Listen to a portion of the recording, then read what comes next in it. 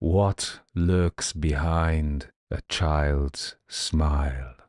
On the fog-wreathed heights of Gibbet Hill, where the whispers of ancient murders linger in the trees, a lone traveller encounters 3 children, a golden-haired boy whose grin will haunt him forever, 2 silent girls whose unblinking, endless eyes cut into his soul. But who are they?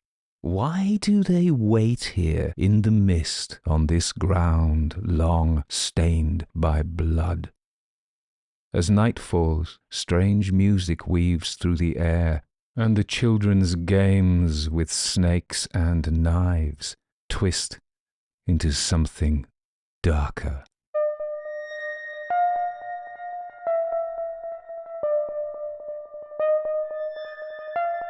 Everybody dies, don't they? Everybody come back. Gibbet Hill by Bram Stoker. When I left the Royal Huts Inn on the top of Hind Head in order to visit the Devil's Punch Bowl and Gibbet Hill, immortalised by Turner in the Liber Studorium, I passed along a wide straight road, the new high road between London and Portsmouth, and shortly came to the edge of the Punch Bowl and feasted my eyes on its beauty.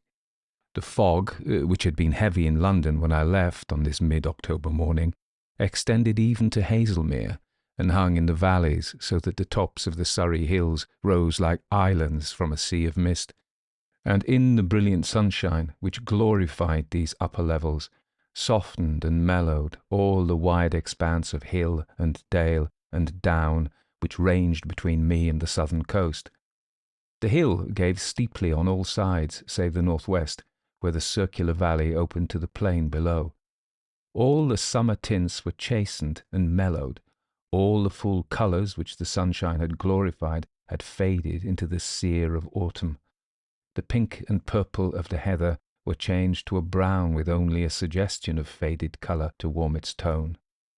The bracken was of rich amber and faded yellow, and the myriads of grasses and wild flowers had donned their winter garb, the hues of decay.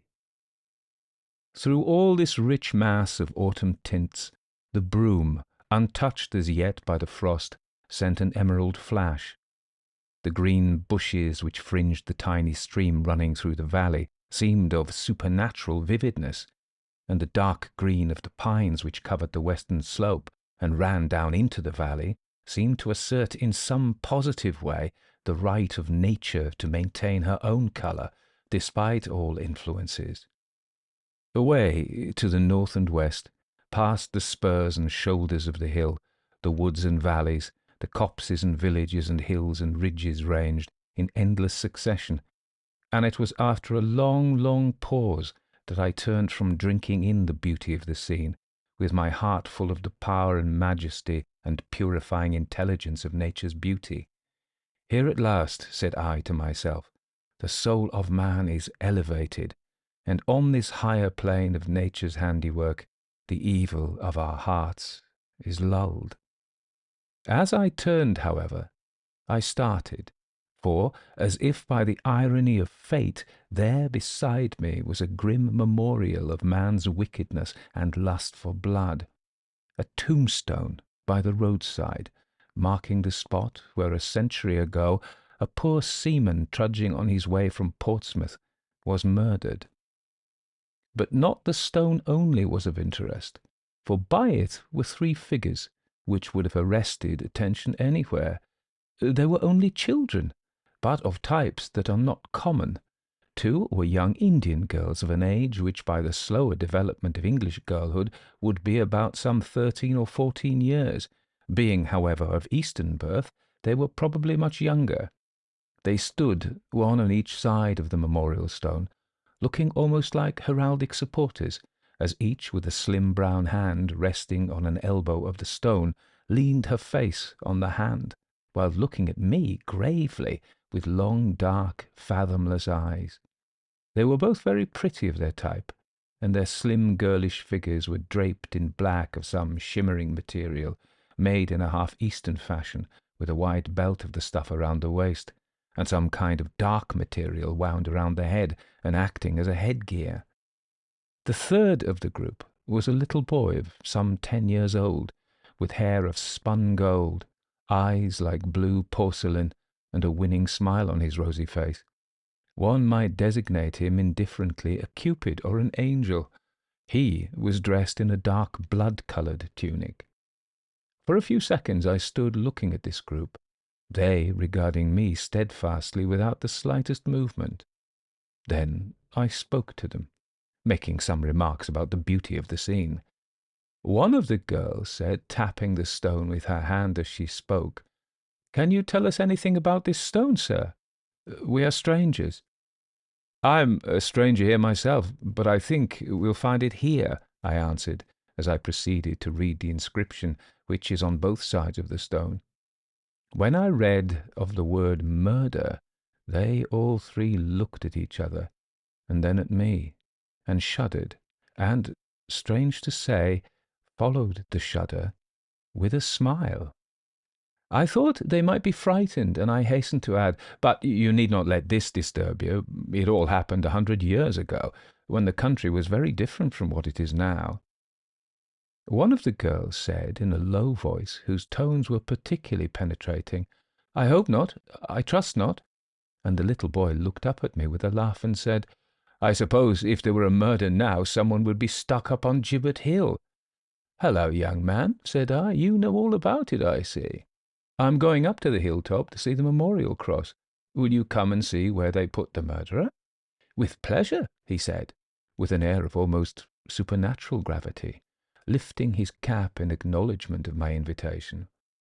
The girls bowed too, and we all moved up the hill together. As we went, I noticed that the boy had one of his hands tightly clenched. "What have you got there?" I asked of him.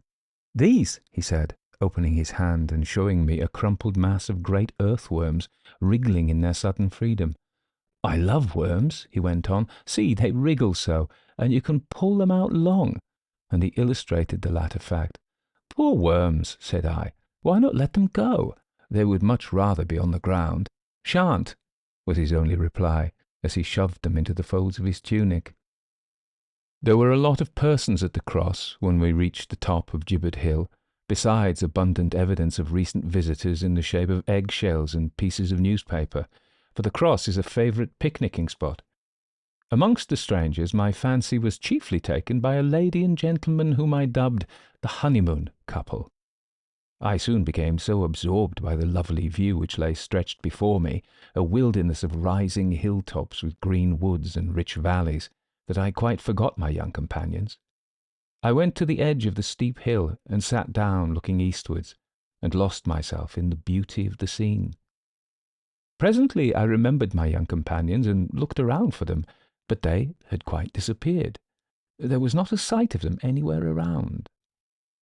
My departure from London had been early, and the walk from Haslemere in the blazing October sun a little fatiguing, so after a while, when I had been all around the summit of the head and had, so to speak, boxed the scenic compass, I took my way to a deep shady grove of hazel and beech, with tall pines rising over all, one of those dense copses that creep up from the valley, throwing jagged spikes of greenery up the slopes of the hill.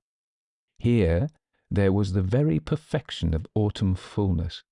The undergrowth grew luxuriantly under the shelter of the clustering pines. The brown of the bark and the bluish bloom of the foliage of the pines, as one gazed into half-dim aisles between them, the sweet aromatic odour which they exhaled, the sleepy silence accentuated only by the hum of nature's myriad vitalities, the soft, rich grass, whose summer greenery stood untouched as yet in this sheltered dell, all invited to repose. With a blissful feeling of content, I stretched myself on the grass and soon lost my thoughts and my consciousness in the interlaced branches above me. How long I slept, I know not, but it must have been a good while, for I felt thoroughly refreshed as to brain and with that half-aching sense of cramped muscles which comes after a long period of unchanged attitude. And there was over me that mysterious sense of elapsed time which tells philosophers that our thought is continuous in some form or other. There was, however, no sense of duty omitted, no press of coming work, which in such cases destroys the charm of a waking. I knew that there was ample time before me, and that I might muse on unchecked, that I could revel to my heart's content in a sense of freedom, and enjoy the freshness and purity of the air in this wonderful spot. And so I did not stir, but lay on my back with my hands under my head, looking up into the branches and watching the gleams of light struggle through the tracery of leaf and branch. I thought of many things in that luxurious, half-dreamy way which belongs to the leisure of a habitually busy man, taking up a thread of thought and dropping it again, swaying between general and particular ideas, in all ways realizing that greatest of pleasures, intellectual laisser-aller. There was in the air the same faint hum of varied sounds which had first lulled me to sleep, but somehow the volume was richer than before, more full and satisfying to the ear, and with a special significance, as if not only all nature was speaking, but that there was some one voice amongst the myriad more potent than the rest. I listened with a growing interest, and the sound seemed to take a more definite place amongst nature's harmonies. It was not as if it grew in loudness, but merely as if the vibrations accumulated, coming in waves more quickly than they could die away. Gradually, all the other noises seemed to die away, and I heard only this one sound. It seemed to be closer and closer as I began to distinguish more clearly, until I shortly came to the conclusion that its source was separated from me by only some score of yards. Then I began to be able to analyze it a little. In general effect, it was like a sort of musical muffled corncrake, a corncrake in a whisper, but with some subtle prevailing sweetness which seemed of almost irresistible attraction. Presently I raised my head from amongst the bracken where I lay, and looked whence the sound proceeded. There, to my surprise, in an open dell where the light fell through a break in the trees, were grouped the children whom I had seen. The two girls were seated, and between them the little boy stood up. One of the girls held in her left hand something which looked like a set of Pandean pipes, made of thick canes, but slightly thicker than wheaten straws. Across this she drew something attached to the fingers of the right hand, which made the bass of the strange corncrake sound. The other girl held a shell with strings across it, which she touched lightly, and the boy had a sort of reed flute which gave forth a peculiarly long, sweet note, but which blended in the mass of music. Then the girls joined in a sort of monotonous chant of strange sweetness, but very, very faint. They were all three looking well to one side of me. By and by the girls stood up. They all turned slightly, and I could see that they were evidently turning slowly in a complete circle, as though seeking in every direction around them. As they began to face my direction, I sank down again into the bracken, so that they might not see me, for the affair began to absorb my interest. I took care, however, to peep through the fronds of the bracken and see all that went on. A very short time elapsed before my attention was diverted, and in not the most pleasant of ways. Hearing a stir and rustle among the dead leaves beside me, I looked round, and almost jumped to my feet, for there, close by, and approaching closer, was a large snake of the blindworm species. It came straight towards me, and actually passed over my feet. I did not stir, and it went on, heeding me no more than if I had been a log of wood, and wriggled away towards the group in the sunlit glade. It was evidently attracted by the strange, weird music, and as this was my first actual experience of serpent charming, my interest grew, and I watched the little party more closely than ever. They went on with their music, and the snake approached closer and closer, till, at the feet of the fair-haired child, it stopped, and curling itself into a spiral, raised its head and began to hiss. The boy looked down, and the girls turned their eyes towards him, but the music did not stop for a moment. On the contrary, it grew something quicker. Then the snake twined itself around the child's ankle and began to climb its way up his body, wriggling round and round his leg and thigh, and up, till at last it crawled along the arm that held the flute. Then, suddenly, the music stopped. The two girls stood up, and the boy stretched out his arm with the snake wound around it, with his hand stretched out wide open, the palm upwards. The snake remained perfectly still, as if transformed into stone. Then the girls took hands and circled slowly around the boy, uttering a low, whispering, mysterious chant, something the same as the earlier one, but this time in decrescendo, as compared with the former crescendo, and in a minor key.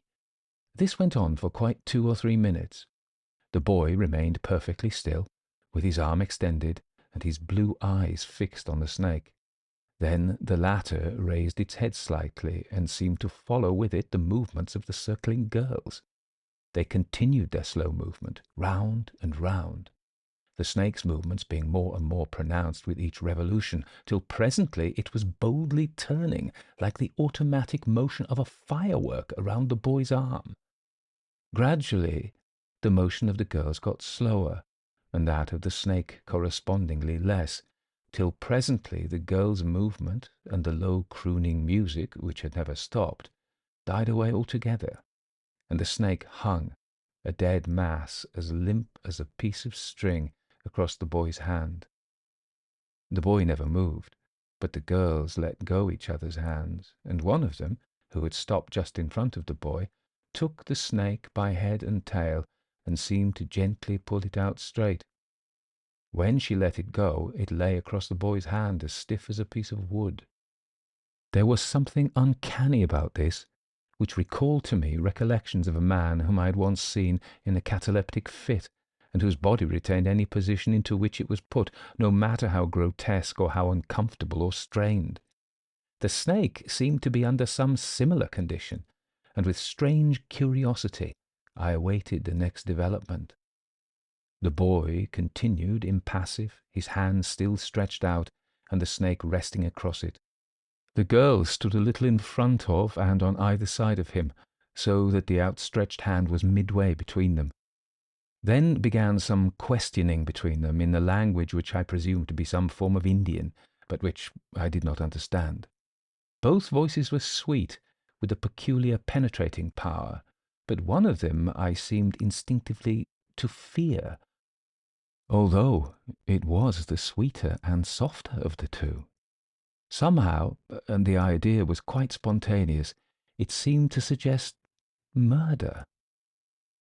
From the tones and inflections of the voices I gathered that all utterances were put in the form of questions, a supposition shortly confirmed in a strange way, for the answers were given by the rigid snake.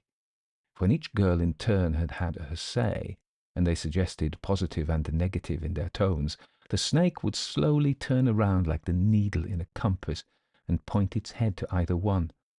The sweeter voice seemed to be the positive, and the other the negative in the inquiry. And in all the earlier questions the snake, after turning slowly around, remained with its head towards the negative. This first seemed to disturb and then annoy the positive inquirer, and her voice grew more deadly sweet and penetrating, until it made me shudder.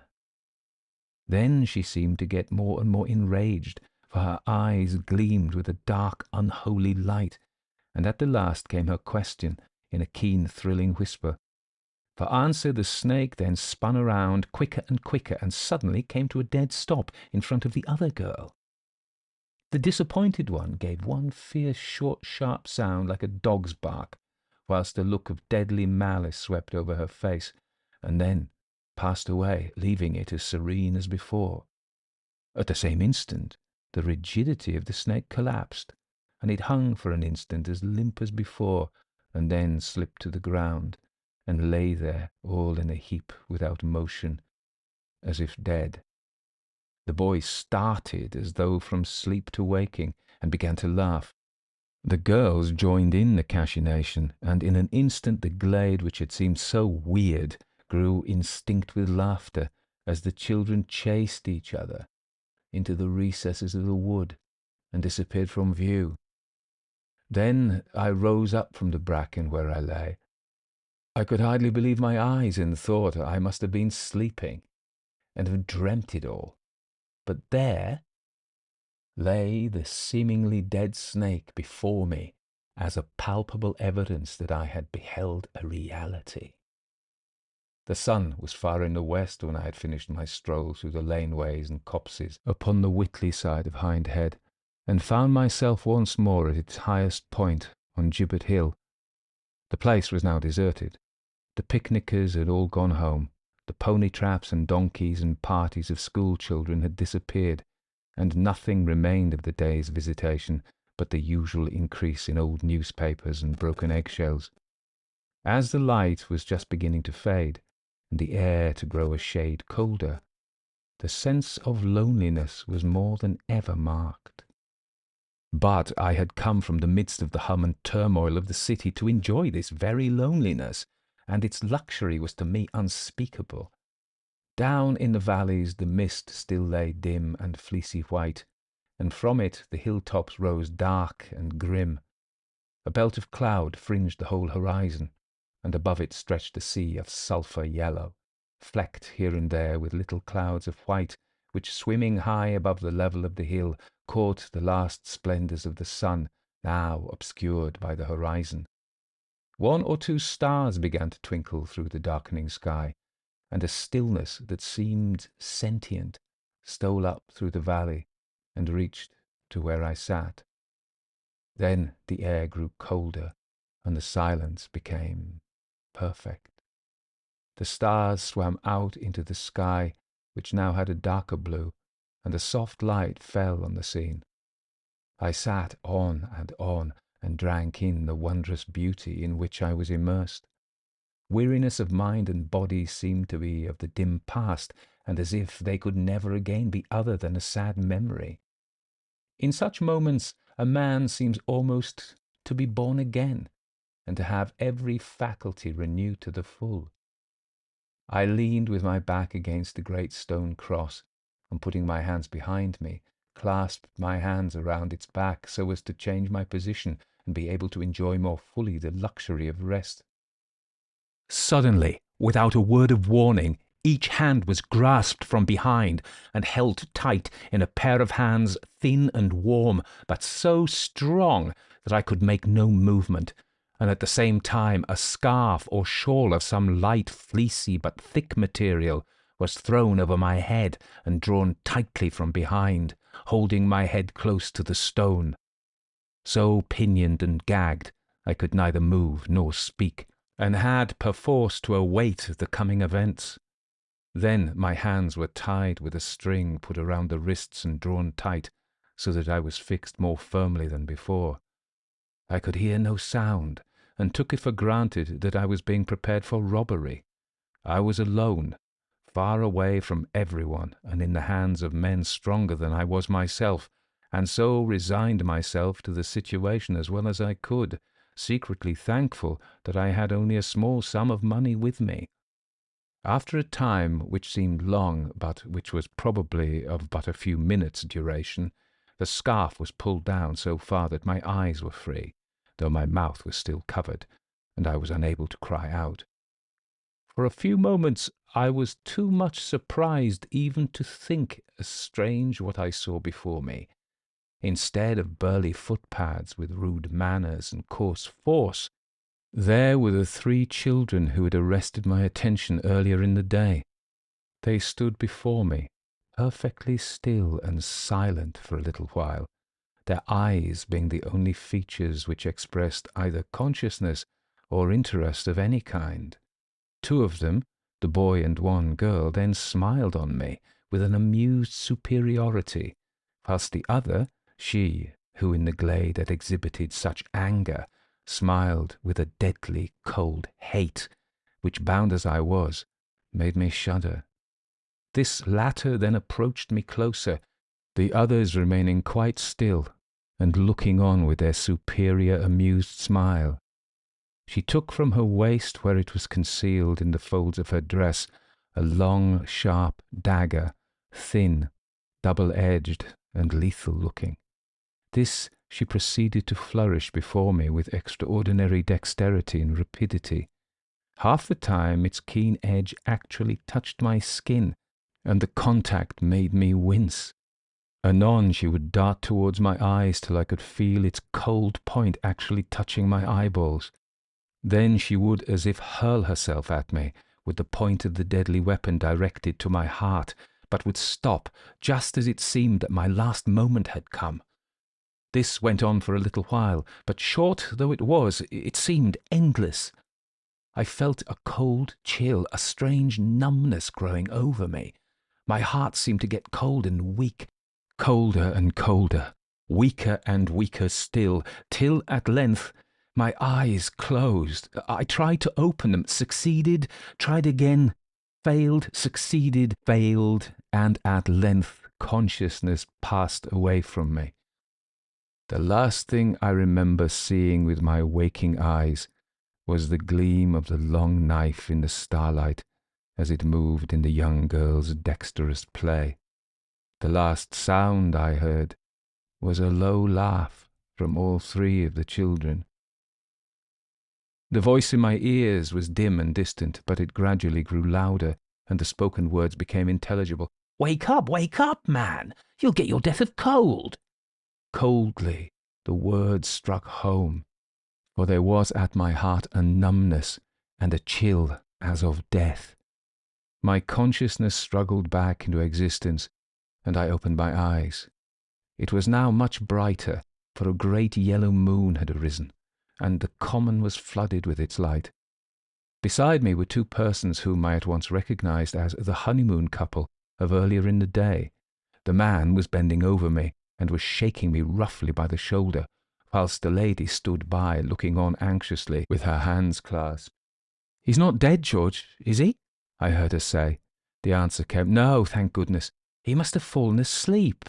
It's a mercy that you had the inspiration to come out and see the moonlight view from here. He might have died of cold. See, the ground's white with the hoarfrost already. Wake up, man! Wake up and come away." My heart," I murmured. "My heart," for it was icy cold. The man looked more serious, and he said to his wife, "Bella, this may be serious. Could you run back to the hotel and send someone if necessary? It may be that his heart's affected." "Certainly, dear. Shall I go at once?" "Wait a minute first." He leant over me again. The past was coming back to me quickly, and I asked him, "Did you see anywhere some children, 2 Indian girls, and a fair-haired boy?" "Yes, hours and hours ago, as they went down the London road on a tricycle. They were laughing, and we thought them the prettiest and happiest children we'd ever seen. But why?" My heart, I cried out again, for there was a coldness which seemed to numb me.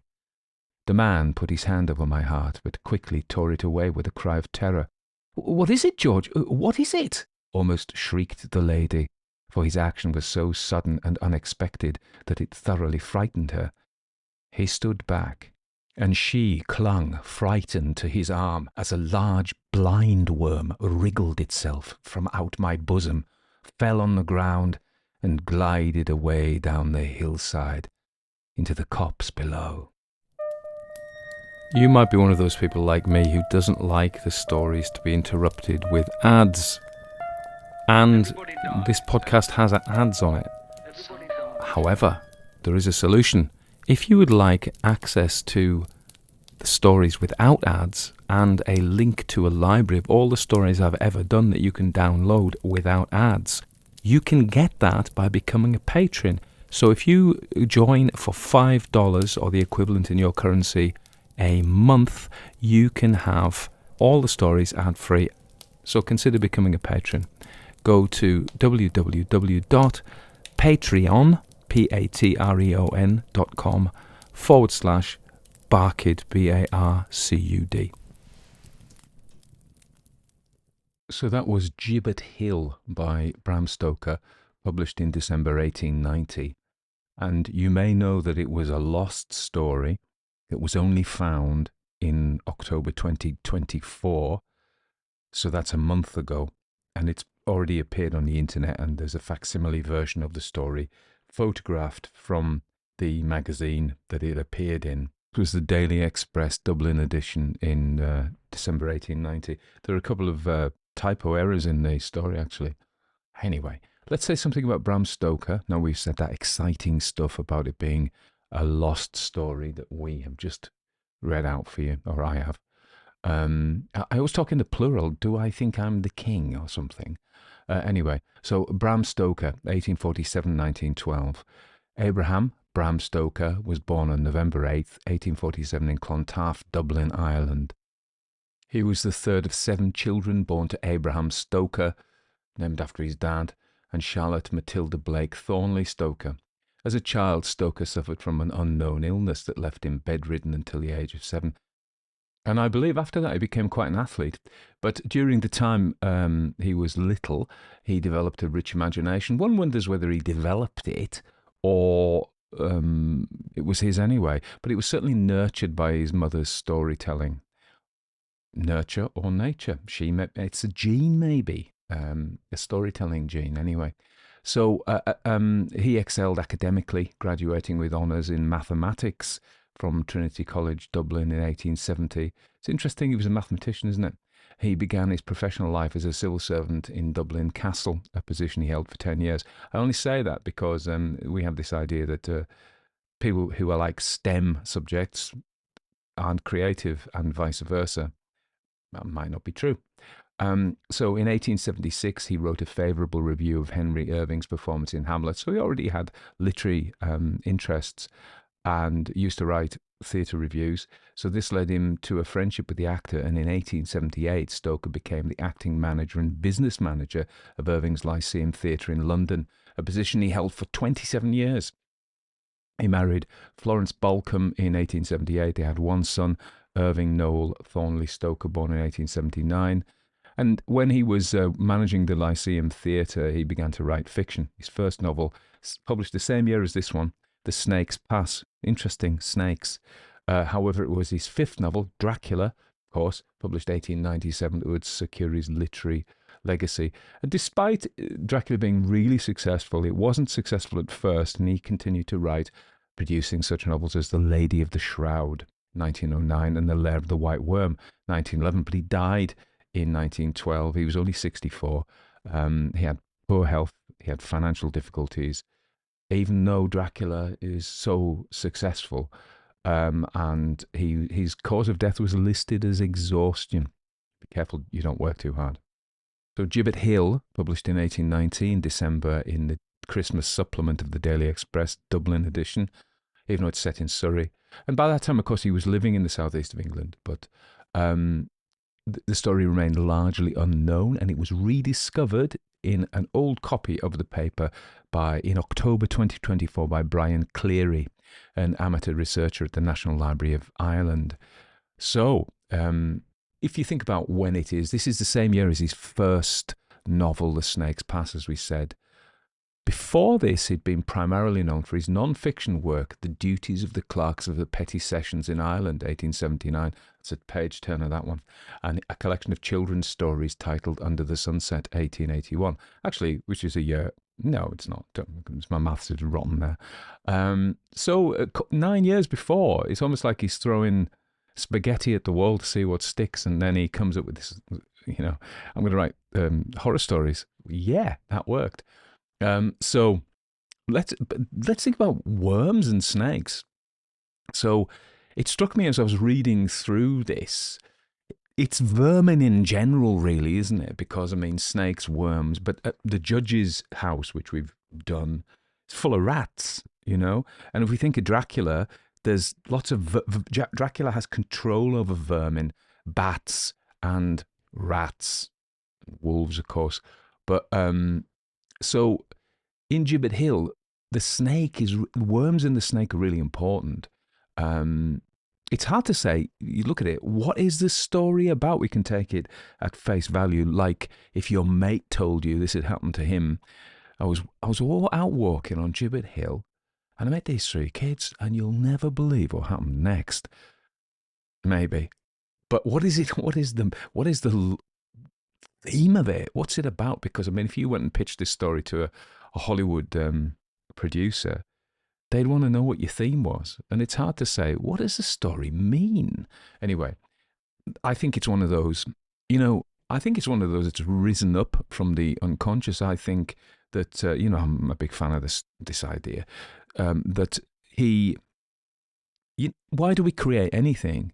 Where does it come from? I've said this many times. It doesn't come from us. It doesn't come from the little person sitting in our head, like that control room, looking out through the eye cameras and with the levers to make the legs go. You've seen those cartoons.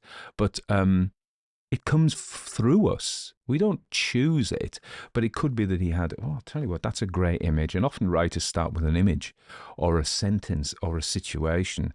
And it could have been, who knows what it was, and then create the story from that, and then, well, what happened next? And where does this stuff come from? Stuff comes up and then you can dismiss it and go, no, that's not so good. But how do you know it's not so good? What is it that's inside you telling you? Well, it's your experience maybe, but I think that this stuff comes from the unconscious. So I'm not sure that Bram Stoker, I can't ask him now, but I'm not sure he could have told you, because it's not really clear what the story's about. It's not like a modern beginning, middle, and end story, is it? That has a very clear message. Anyway, so the blind worm, a legless lizard, often mistaken for a snake, a grass snake, I think. No, a slow worm.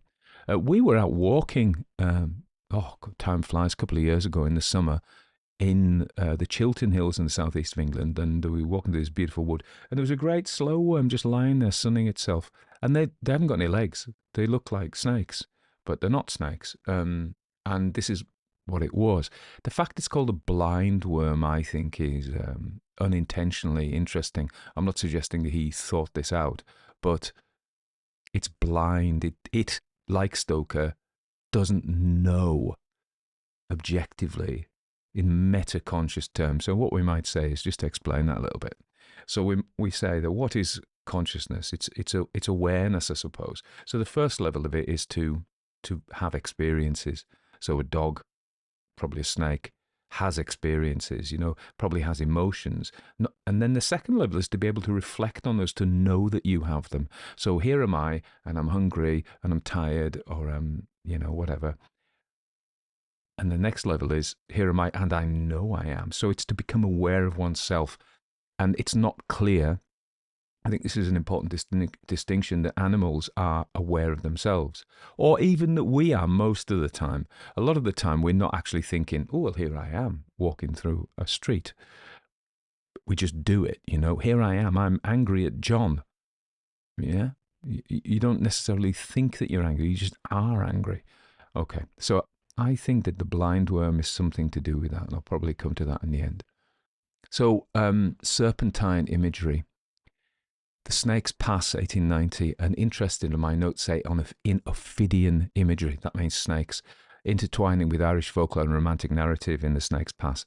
So the symbolic potential of snakes, their biblical connotations of temptation and evil, as well as their associations with wisdom in certain mythologies. So the snakes are important. They're also a symbol of reincarnation, in that they are to be reborn, either symbolically or, I was going to say literally. Do I mean that? Because they live again, don't they? They shed their snakes and they emerge anew. Later on, as we think about Dracula is not actually a snake, but some of these characteristics, like this fabled thing that a snake, like a cobra, can do, is to mesmerize you. This happens. The snake itself is the victim of being mesmerized, but snakes are agents of mesmerism, aren't they? Very often they can put their prey reputedly into a trance. I don't know if they can or they can't. I'll have to look it up, and I haven't got the time. So you can. So the Count Dracula can do this. Worms and worm-like creatures. Jewel of the Seven Stars, 1903. A conflation of worm and snake imagery, associating these creatures with ancient Egyptian magic and the concept of resurrection. This connection between worms, death, and the possibility of return from the grave recurs in various forms throughout Stoker, that's his brother, Stoker's work, suggesting a preoccupation with the liminal space between life and death. Of course, Dracula. The apotheosis, it's a good one, isn't it? Means the top of Stoker's serpentine fixation comes in his. I'm going to need to get my teeth resorted. His final novel, The Lair of the White Worm, 1911. Remember, just before he died. Here, Stoker fully embraces the horror potential of worm imagery, creating a monstrous entity that bridges the gap between human and beast.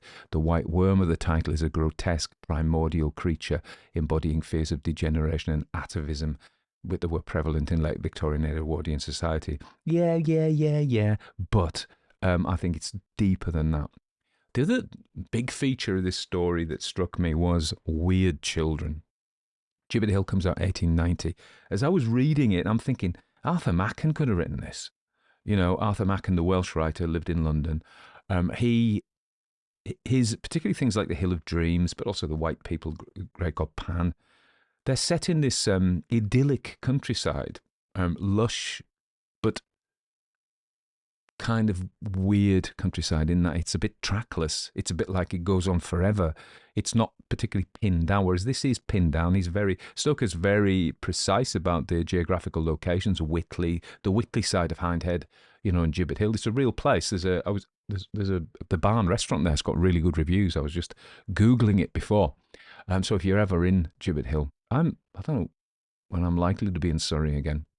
Sheila's going in a couple of weeks to Ockham in Surrey. That's the guy with the razor who came from there. Let's not get onto that tangent. So Macken's Hill of Dreams was 1907. The White People was 1904. So these are 14 years. But Great God Pan was 1894, just 4 years after that.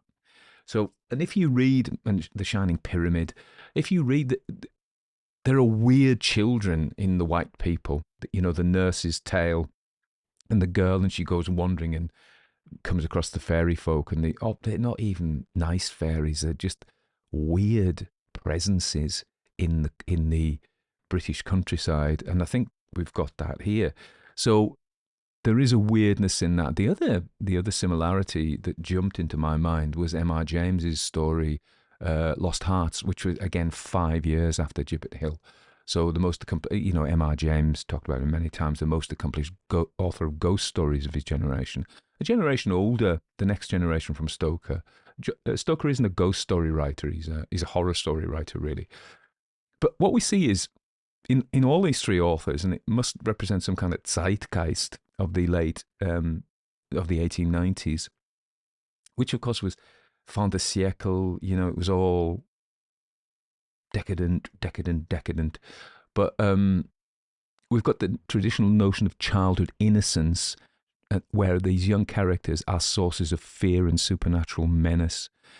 This approach reflects a broader trend in late Victorian and Edwardian weird fiction, where authors tapped into deep-seated anxieties about the nature of childhood and innocence to heighten the sense of unease and horror in their narratives. And I think this is almost Freudian in that they wanted to believe that children were pure. There was the cult of childhood in Victorian Britain, and I think we see in Charles Dickens, think of Oliver Twist and those rascally, thieves and the child thieves. They knew that they weren't. They knew that children were capable of great wickedness. And be careful in understanding what I'm saying there. You don't have to be. But what I'm not saying children are wicked. I'm not. I'm saying some children are wicked. A terrible small minority of them, but they are. But it is this transformation of innocence, and these children appear innocent. They're riding a tricycle when the other people see him. The courting couple, which in terms of craft, Stoker beautifully foreshadows them. They were the people he notices and they rescue him. So he just has to drop it in. It's not like they're complete strangers. It just feels more complete as a story. It makes the world building better because, in the real world, real people reappear, don't they? We see a bloke walking his dog, and then later on at the cafe we see him as this is what happens. But so by doing that, it's a world building trick. It makes the world feel more real. Tolkien does this, of course. You know, when Sam and Frodo, they start singing the song of Gil-galad, which is about centuries and centuries before them. It just deepens the world. It just builds your world anyway. Again, that's a tangent. So we talked about the weirdness of children. Yeah, their innocence. I think that they are deeply corrupt, these children. It is not that they are corrupted. So one idea is that Gibbet Hill is a place. There was a poor sailor murdered, and then that's the stone where he finds the children in the first place, and then he takes them up to Gibbet Hill where there were executions. So this is an important place. This is an axis mundi between the world of the dead and the world of the living. This is where murderers who kill are killed, and it also is a tourist attraction. So that's kind of neat, I think, the way that that's put together. But this is a very special liminal place between a border between life and death, if you like. This is where life and death happened, and this high place. And very often sacred places, liminal sacred places, were up on heights. And this is we're told how it commands the view of the surrounding countryside, which is lush but mysterious in the autumn, as the year is coming to its close. But my point is that these children are not corrupted by the place. They are strangers. They are seeking its power out. It's like evil magicians coming to a place of power that they can use in their own rituals. That sounds like something from a Dennis Wheatley novel. But yeah, I think that's what's happening. These children are not. What are they? Are they nice? They laugh. That I was saying that the courting couple or the newly married couple, they think they're wonderful. These kids, they're so pretty. They're on a tricycle. They're laughing. They've just done this to him, and they're laughing. They are amoral, almost satanic, really.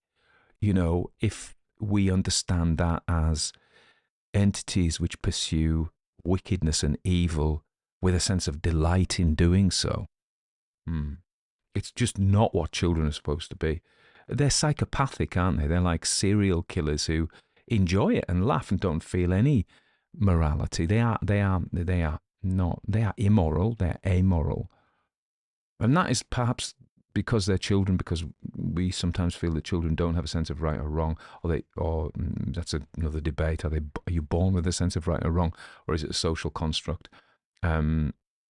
But we think that children might not have a fully developed, and we see it the way they hit. They go to nursery and they whack the other kids, and we're like, no, you mustn't do that. That's my daughter was an early years teacher. She used to say things like, we need to make kinder choices. That is, don't punch your little neighbour right in the face. Also, so the children are really, really interesting. The weird children, they are corrupt and corrupting. So there are 3 of them. 2 Indian girls and a Northern European blonde-haired boy. What a strange trio. Of the 2 Indian girls, one of them is nicer than the other. The other one is malevolent, wicked, full of hate, and has a knife. And she is the great ritual. She is the active ritualist. They're making these, again, very Arthur Machen, weird ritual with the snake. And the boy, it crawls up the boy's arm and is mesmerized. It's all very odd, isn't it? It's all very, almost like these things they're symbolic, but we don't really know what they're symbolizing, I think. We can venture some ideas. We have to say something about Orientalism. So much later, Edward Said wrote a book called Orientalism, came out in 1978, and he talked about the West's fear, but also attraction that it has for the mysterious, exotic, and potentially dangerous Orient. It's a place of ancient, inscrutable wisdom and lurking threat. So the snake charming ritual is the quintessential Orientalist trope, both fascinating and perilous. So the West is simultaneously attracted and fears Eastern otherness. I just think that's interesting because they are, they're projected fears, really. It's how deep we want to go into kind of like a psychological analysis of this story. But certainly they're weird, aren't they? Let's just agree to that. They're very, very odd. What are they doing? What is all this about? In some way, so he goes to sleep.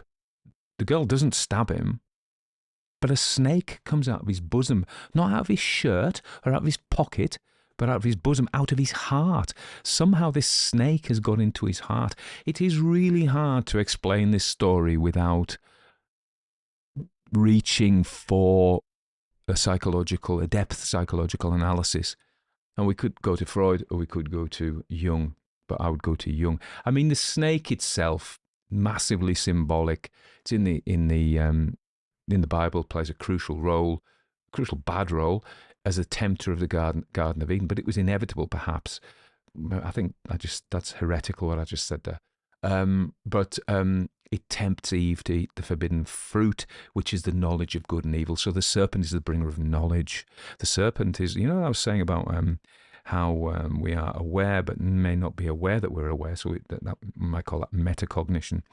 The snake gives us, arguably, the fruit of the tree of good and evil, the knowledge of good and evil, is to know that we are.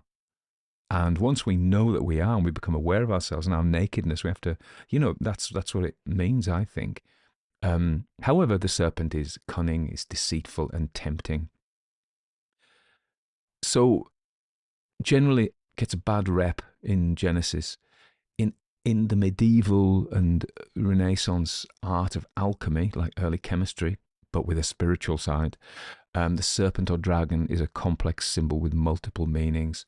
The Ouroboros, a serpent eating its own tail, represents the cyclical nature of existence, eternal return, and the unity of all things. It's often associated in alchemy with the prima materia, the primordial substance from which everything, including us, is made. It also represents Mercury. I think the golden-haired boy is a Mercurius figure, is a trickster figure. But we're getting deep, deep, deep here. And then, of course, there's the caduceus, which is the symbol you see on ambulances and on a pharmacist shop, often mistakenly used as a symbol of medicine. The correct symbol for medicine is a rod of Asclepius, the Greek god of medicine. But the caduceus features two serpents entwined around a winged staff. This symbol originates from Greek mythology associated with Hermes, who is Mercury, the messenger of the gods. So again, we have the golden-haired boy, who I see as a mercurial figure, who has two facets. He joins the two girls. This is very symbolic. And, many of you are going to be sitting there going, "Look, you've lost me, mate. Just shut up." So fair enough. So all I'm saying is, on the surface, it's really hard. You can either just read it as a story of a bloke who goes wandering and has a very strange encounter and somehow a snake is put in his heart. End of. Horror story. We believe all sorts of things in horror and ghost stories, don't we? That most of us don't have supernatural experiences all the time. But yet, in a story like in a horror story, a ghost story, we accept them. Oh yeah, fine. So maybe just leave it at that. That's all it is. But if we want to try and understand it, I think it's and I just don't have the space and time to go through a full exploration, because the issue is, what Jung would have said was, if you simply see these things, these products of the unconscious, which may come in dreams, but may come in stories and art as well, as a puzzle to be solved, a cipher, this represents this represents this, you lose something. I said it once before about the T.S. Eliot quote about when you interpret a poem, the meaning that you extract from the poem is like, as Eliot said, the meat the burglar throws to the dog while he's burgling the house. It's a peripheral side effect. The real life of a piece of art, dream, is holding it and keep letting it live.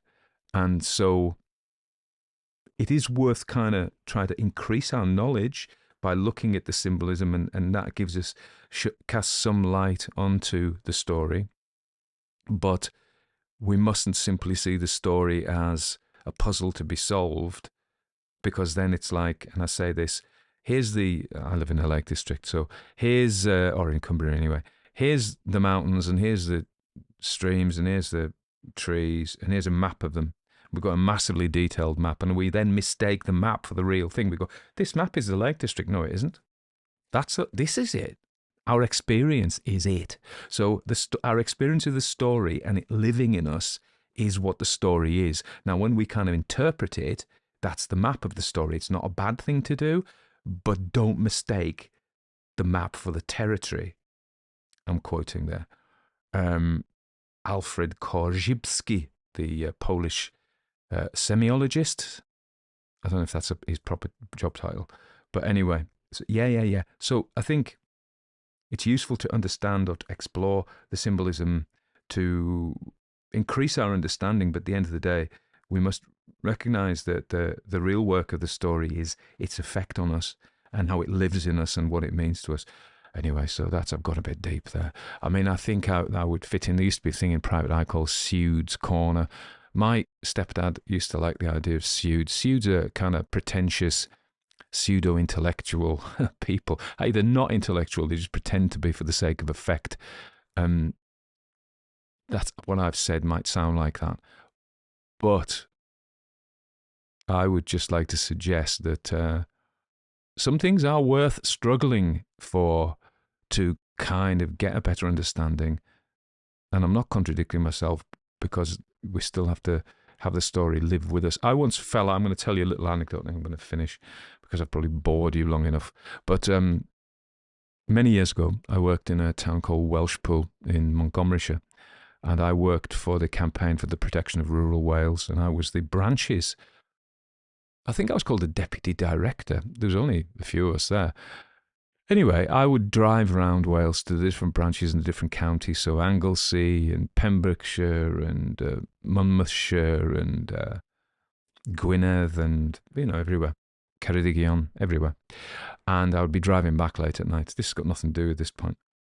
We had the building we were in, a lot of people involved in things like the campaign for the protection of rural Wales and the campaign for the preservation of rural England, CPRE, are kind of landowners. They're quite wealthy. And there's nothing wrong with that. And so they gifted, nobody likes that word, they gave us this house to have as our office. And it was this Tudor building. It was an ancient old building. Anyway, part of it was an art gallery. And I can't remember her name now, but I always got on with her. And I went in, and that was downstairs, we were upstairs. And I was having a crack with her one day, as we said, having a chat. And she was talking about this French painter. And I was in my Philistine days.